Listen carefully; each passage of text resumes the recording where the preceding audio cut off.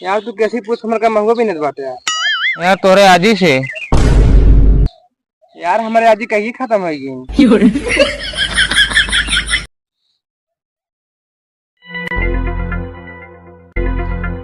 चली यार बिल्ली जेके महुआ पे आई नहीं बाटन दिखात ना आई है ना यार।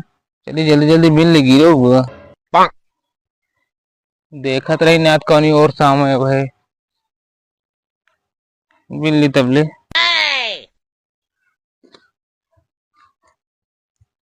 दिनेश भाई जल्दी जल्दी ना बहुत गद्दार आदमी है और बात है तुरंत है। यार चलिए हल्दी हल्दी महुआ बिन ली। अबे हमें न्योता लिखवा जाएगा यार। यार ऊपर हमें महुआ के भी नहीं दबा।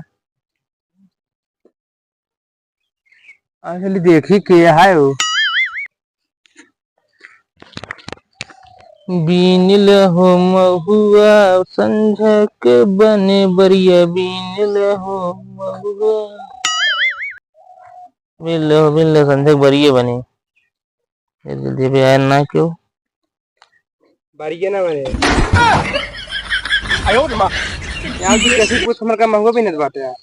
यार तोरे आजी से यार हमारे आज ही कहीं खत्म हो गई। तोरे आजी मर गिन तो का बिन्ना से कितका बड़का हुआ है भागा तो कर मेरे भागा भागा। कैसे ना बिने देव हम तबो बिने बिने क्यों करबे तू